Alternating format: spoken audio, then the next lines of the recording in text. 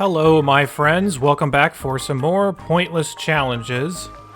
For those of you that are just showing up for this video, this is what we are doing in this run. We are taking every single dupe until we reach 100, which we have done already, which is why it's marked in green. We are only allowed to produce manual power, and we must produce every food type by the end of the run, which will be when we reach the temporal tear and satisfy the rest of these objectives. So, we're on track for that, sort of. Since things have changed last time, I did get my oxygen setup finished, which we spent most of the video doing last time.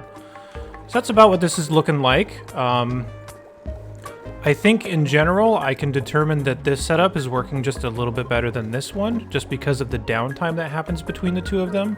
I think there's a little bit more downtime on this side. As you can see, it's sitting idle there for sometimes quite a bit. This is also kind of a problem because I do have a lot of backup of hydrogen, so it's a little bit harder to know exactly what the problem is, which I definitely need to get resolved. I need to probably add a second line to send this hydrogen out because of how crowded it's getting, because of how much oxygen I'm producing. And anybody that has seen this game played in terms of generating power later in the game knows how valuable this is, and the fact that we're just blowing it out into space is absurd. This is so much power that we are just blowing out into space just to make this harder on ourselves. So let's just watch this whole line of hydrogen be very sad while we watch it go. And yeah. One thing that did happen though that's been kind of a big deal is we did say that the biggest clock we're on right now that we've kind of solved oxygen, I think we're gonna have to add to a little bit more, but we've kind of solved oxygen. Next problem is gonna be food. And I have to say, looking back in retrospect, that this run is only possible because we spawned on an asteroid that started with a forest biome that had a lot of initial dirt. Because if you look at my dirt right now, we are really hemorrhaging dirt really fast. This is getting to be a really big problem, to the point that if we don't solve our food needs right away, we are probably going to die. So this is the most scared I think I've been through this entire run, only because this is just a doom clock and you can see it going down just while we're watching it. And every time we see it go down, that's like a tremendous amount that it drops by every single time. I think per cycle this probably drops by about 20 tons. Maybe it's not quite that bad, I haven't actually calculated it, but it's pretty bad. To the point that I legitimately thought I was going to lose and this run was going to be over until I figured out that I really needed to switch gears and stop everything I was doing to get focused on solving this food problem. So, we have now rushed our setup for Shove Voles. So there was a little bit of a break in the cycles between the last video and this one, and that's because I wanted to wait until this setup was actually up and running before I started the next video. So here we are.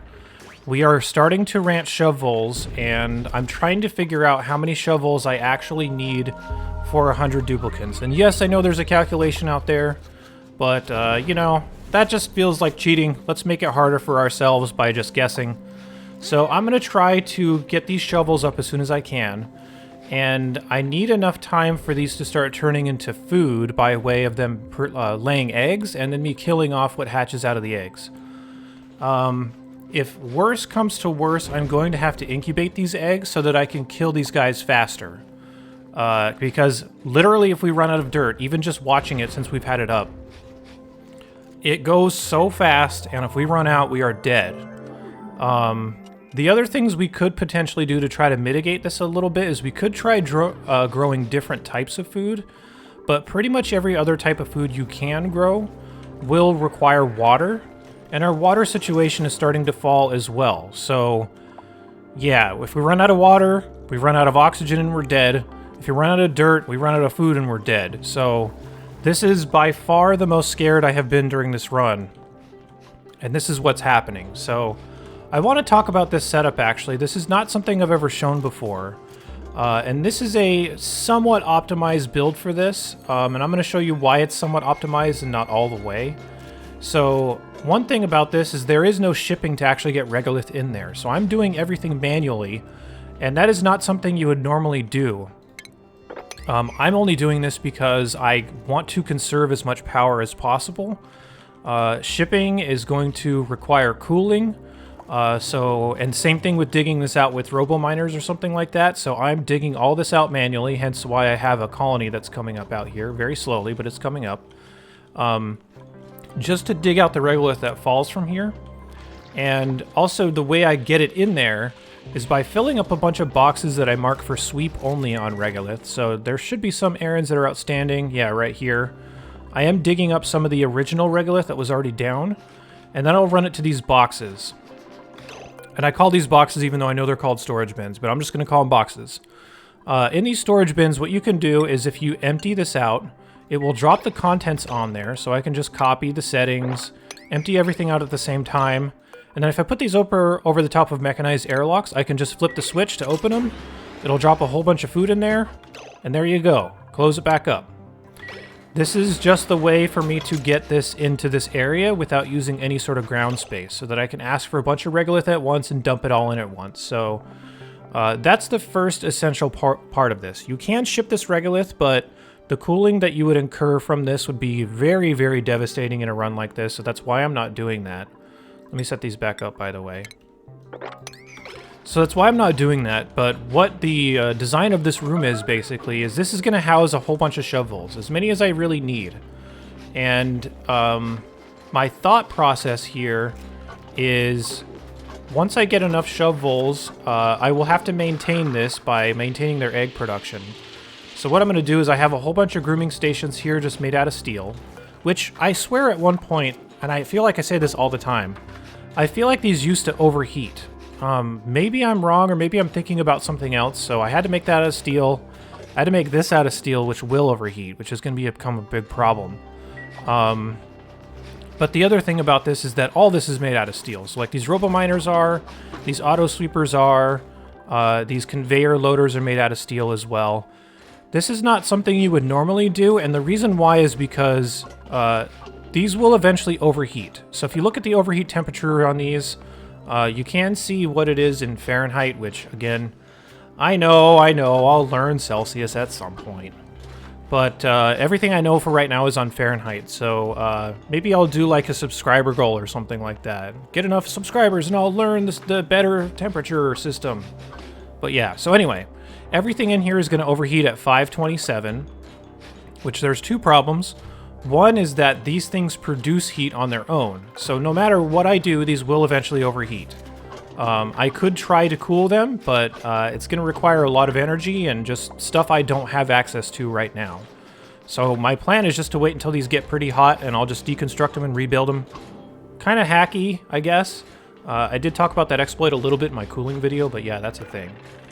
The other problem with this, and the reason that I have this set up in such a particular way, is I don't want anything touching something that could overheat, with the exception of this. And I'm not necessarily going to need this for much longer, because this room is set up that I won't actually need that. Or I could just move it somewhere else, like over here, and plan to never use it. So, I basically have a room in here keeping Shove Voles, and the whole island, the thing with the island here is I make it out of metal tile. That's because these Shove Voles can't go through metal tile. And if I just make a strip that's kind of suspended here in midair, the Shove Voles won't be able to actually go to the outside and get out of this chamber. So you solve two things of basically keeping everything off of there that might overheat, because this will eventually heat up from all this regolith. It is pretty cool right now because this is most of the regolith that was already here, which is sitting at pretty low temperatures comparatively, like 119. A lot of this, if you go even further down, is like minus 58. This is not regolith, but... oh, there is some in here, actually. So there is cold regolith on here already, but once you are surviving only on hot regolith, this is already hotter than the steam can... or the steam. The steel, I want to say appliances, but machinery can actually resist. So once I need to start subsisting off of this regolith as food for my Shove Voles, this is going to be hotter than everything in here can really handle. So what you would typically do with a setup like this, if you really wanted to set up and you weren't forced to, is you would use some of the later game elements like thermium and stuff like that that can resist like several thousand degrees of temperatures, depending on what building you're building. But it would make it so that the regolith would effectively be your like temperature normalization, which sounds hilarious to normalize at like almost 600 degrees Fahrenheit, but that's what would eventually happen. And then the thermium things would be able to totally resist it. You would probably put some kind of gas in here or make some way to share temperature with these things, just so that the regolith would theoretically be cooling them to the point that they won't overheat, which sounds really silly, but that's how it would eventually work. So yeah, the rest of the setup, and I feel like this is a long explanation on this, but this is something I've never talked about before, so definitely pretty interesting to get out there if you ever find yourself in this situation. The other part of this is that I have a critter sensor here. This critter sensor is set to 20. If it's above 20, I will enable this auto sweeper, which is going to ship the eggs out into this room, which I accidentally did when I didn't have all my automation set up, so I might have to move these back, or I might just kill these for the food, or something like that. I don't know. So this is only going to ship stuff off of here and into this conveyor loader if I can find any Shove Vole eggs, and if I'm at the population limits. So that's what we have going on here. I obviously have 4 grooming stations because I'm going to have a lot of Shove Voles in here, and I want to keep them all up to snuff, is like producing eggs as fast as they possibly can, which you can see from this reproduction, which you'll get from grooming them. So that's the long-term plan here. The last little component of this is I do have auto sweepers on the sides, because I don't know if you noticed that while we were talking, but the Shove Voles can drop eggs down here, and I just want the eggs to be moved back up or cycled into my shipping system if I need to. I don't know if it's possible for them to eat something and then go underneath and actually spit it out underneath there. So if that's a possibility as well, I have these robo-miners covering both sides. You can see these robo-miners cover every tile between the 3 of them, and I couldn't find a way to actually get them to cover the whole thing with only 2, including the top and the bottom, so this was about the best I could do. So yeah, just wanted to kind of talk through what the setup is going to be. I also feel like I should talk about why Shove Voles, because I think a lot of time, I haven't done this yet, I will have a food tutorial eventually, but if you look at the production levels that each of these critters will make when they die, I think it's actually kind of hard to see in game, so I'll just tell you. Let's just say units of meat. Each unit of meat that drops from these critters is a set amount. So these ones will basically drop like 1 unit of meat. I don't remember exactly what the calories are, but I want to say it's something around like 1,600 calories. It's something like that. Dreckos, on the other hand, will drop double. So they will drop 3,200, assuming my initial number is correct. But the crazy thing is that these Shove Voles will drop, I think it's something like 12 units of meat when they die. So this is by far the most efficient way to get meat. And this is going to be the only thing that's going to be sustaining us once we run out of dirt. Which, again, just watching this is a doom clock. And I need to really make some hard decisions pretty soon about what I'm going to do. And see if I actually need to have an intermediate solution. Because I'm considering this run lost if I cannot sustain on 100 dupes. And I don't want to do that, because that would be very sad. Excuse me.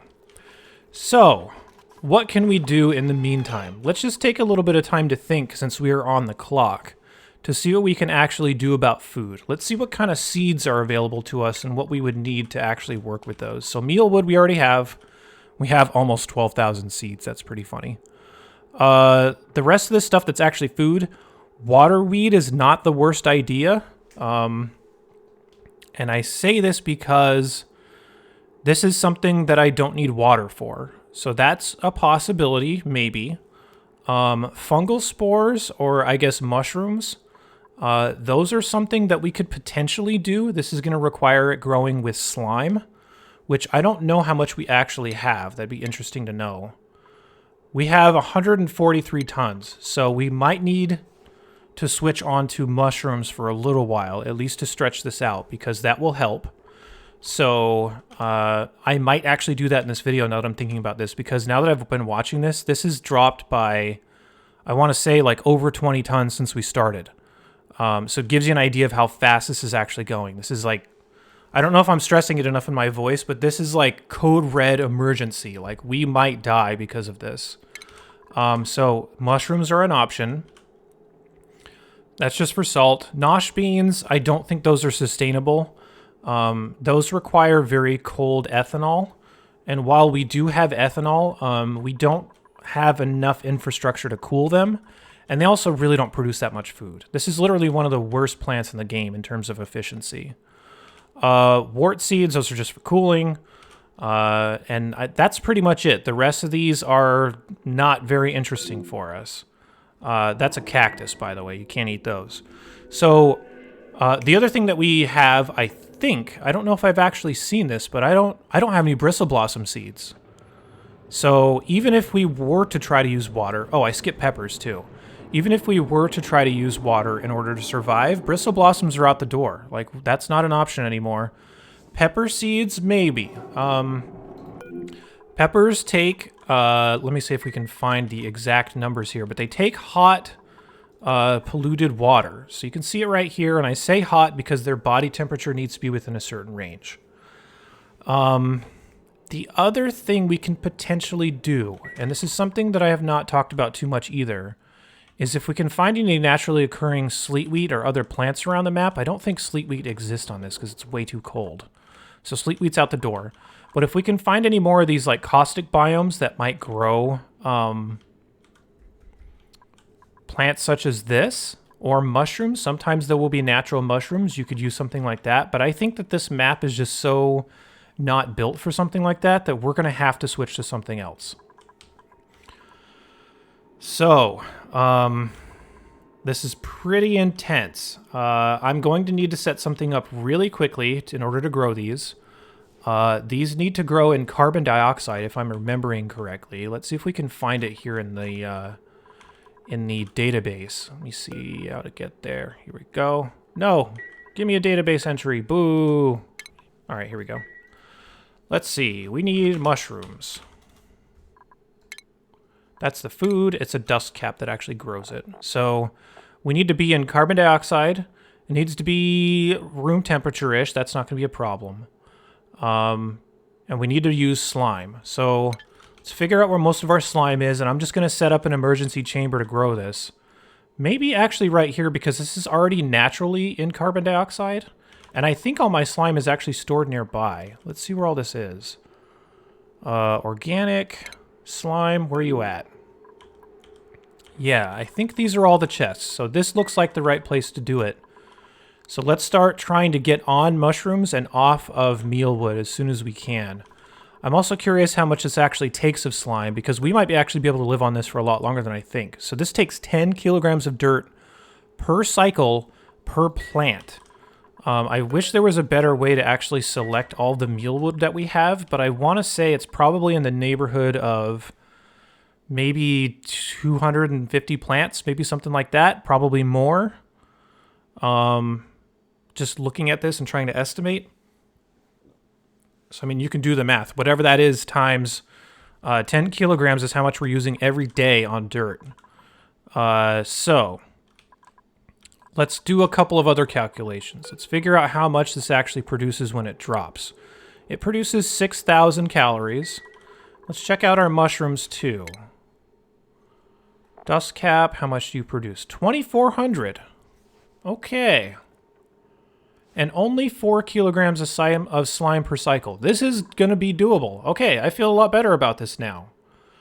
We still will need a very carbon dioxide rich area, so I may have to convert some of this into very carbon dioxide heavy places. There's already naturally a lot of carbon dioxide getting stuck. So I don't know if it makes sense for me to make a separate area that's all carbon dioxide because it's right next to my slime already. Let me see. I wonder if I could just do it like in this area. I don't think I have a big reason not to. And then what we can do is we can actually intercept all the carbon dioxide that's heading up here and send it over into a different room. So that's going to be probably more practical than just dropping it right here. We can drop some stuff here as an emergency because we do need to start getting off of this. So let's do that. All right, lots of talking, but there's some serious stuff going on here. This is the most at risk I have ever been on this run. So it's time to get serious, guys. No messing around. Okay, so what we probably want to do is, because this is all going to be oxygen, if we want all this to be carbon dioxide, I want to go ahead and take this down. And then I want to set up some filtration, which, by the way, I need to call this out. I'm going to also caveat this a little bit, mostly because I feel like I do a lot of silly things that people then are like, why are you doing that? Why don't you do it this way? I'm caveating this because a lot of these habits I learned before some of this stuff existed. But I want to call out this. This is a very cool way to filter gases. The way that this works, and this might look familiar, is you have a gas pipe element sensor. But nowadays, you can actually hook automation wire straight up to the vents. So that if this detects it, you just open a vent and you blow it out. So this is what I'm doing for polluted oxygen and for regular oxygen that comes up this line. And it's no power at all. So this is definitely the best way to filter gases if you have a place to just dump it out. It won't be able to go down another pipe, obviously, which is what the other solution would be for. But if you just need something like this, then perfect. So I think that's probably what I'm going to do for this also. So let's go ahead and start deconstructing some junk that's in our way. And we'll start setting up some insulated tiles. Do I want insulated tiles? How warm do I need this to be? Room temperature? Yeah, I don't need insulated tiles. So we'll do something like this. And then this is eventually going to all be carbon dioxide. So I'm just going to have an entrance point at the top so that it all stays there. Right, is that what I want to do? I don't want suits. I think that's what I want to do. I think I just want to have them enter from the top and harvest it that way. The other thing to think about is that as we add farm tiles, which I should probably start doing right now, we need to get rid of the other ones, but we also need to add automation so that we can actually get food from here, or sorry, shipping, so we can actually get food from here into this room. So that's going to have to be something we need to solve also. So I need to prioritize this so that we get this stuff up immediately. So let's get this. I can't believe we're surviving on slime. This is literally not even an outcome that I considered of needing to live on slime, but we're here and we're doing it, so I guess, hurrah, here we go. Okay, so we gotta probably still have these setups to... Oh, we need a ladder to go down. We should probably do a fire pole too, so let's get rid of these. Let's deconstruct this. Yep. And I think the top is just going to be right here. So this will be the entrance. They'll have to slide down, go into the mushroom farming area just for our temporary, not dying objectives. It also may be a good idea, and let me think if this is actually something we can do. It may be a good idea for me to move all this slime somewhere underwater. And the reason I want to do that is because the slime will naturally gas off over time, meaning that it's losing mass.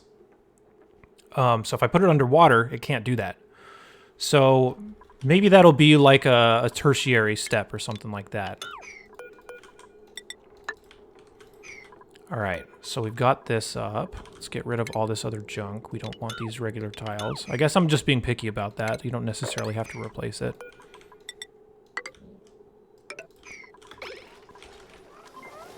Okay. This is so crazy. If we didn't have these fungal spore seeds or enough slime, I actually really think we'd be dead. And I don't know what I would do in the interim. I guess you could try to get on more of this type of ranching, but the problem is that that eats away at your food immediately in order to get more food for the long term. So I don't even think that would have been possible. So this is very interesting, and I did not see this coming. I did not plan this whatsoever. What I saw happening, and I should also say that I did try to do some calculations on this just to see what was actually possible.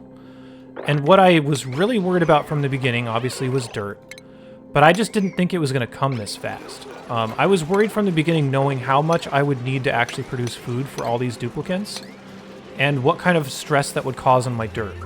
The thing that's kind of lured me into a false sense of security about it is because you don't actually get this bad of a hit until you are getting close to maxed out on dupes. So if you're at like, 60, 70 dupes or whatever, the amount that it lasts longer is pretty silly. Like, it's ridiculous. But once you get up to those full 100 dupes, and once you realize the type of resources they actually consume, it goes so fast. But yeah, here we are. We're gonna try to live. Hopefully we'll do it. I also need to run some piping over from here. And what I want to do is I want to Do I really care this much about spending that little bit of power? Probably not. Yeah, probably not. Let's just go ahead and set it up the old-fashioned way. So we're going to set up a gas shutoff, something like this. We're going to set up a gas pipe element sensor like that. We're going to set up something like this that travels through. And if it's activated, which means if it's detecting carbon dioxide, it's going to go this way. And if not, it's just going to re-merge back up with this pipe. Kind of dirty, but whatever. It's so funny because another one of my little sub-projects was me trying to move these guys up a little bit because this carbon dioxide was building up so much, and now we know that it might actually save our lives. So, interesting how everything is kind of coming full circle here, and all things considered, because of how ignorantly I went into this run, and to be fair, I should probably be dead by now. So that's interesting. This is definitely proving to be a little bit more interesting run than I might have even thought. So yeah, we're gonna try to do it, guys.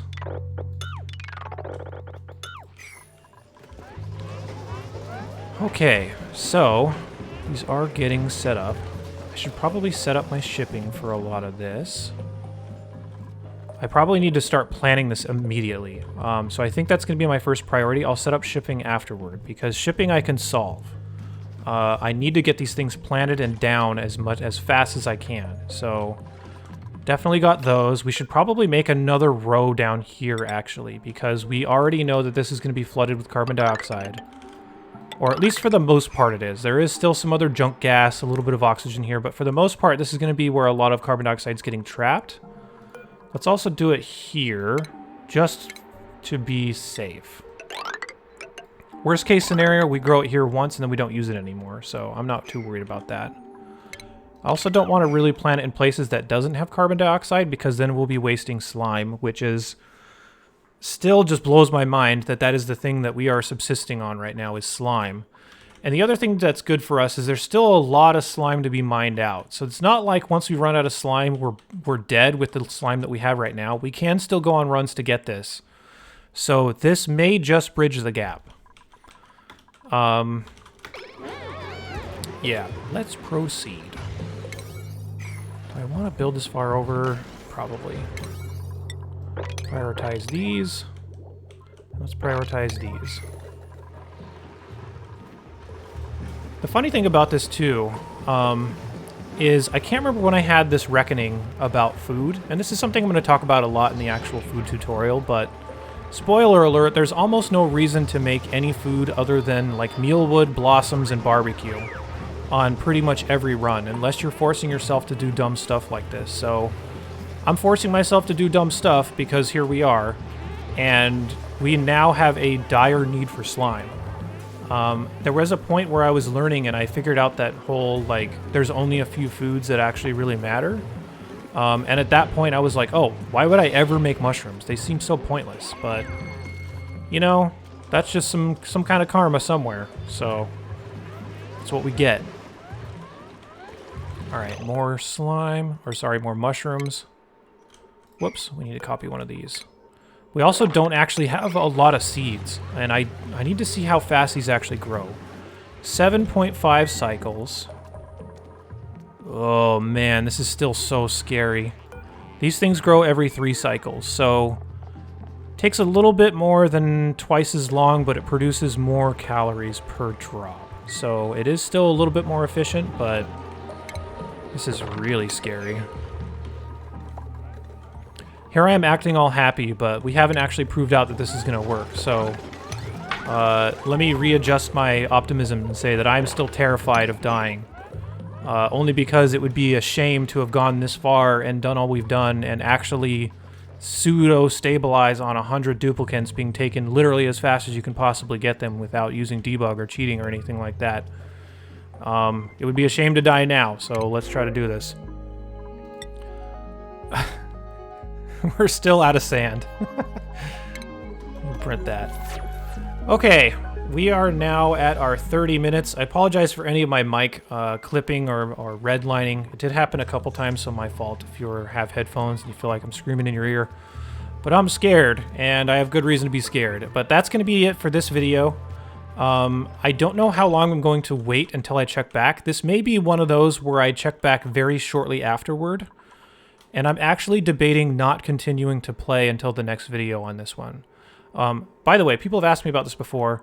The reason I will leave gaps in gameplay and I won't show just the whole run front to back is because typically there's a lot of downtime in these runs where I'm just literally waiting for my dupes to do something and nothing exciting is happening.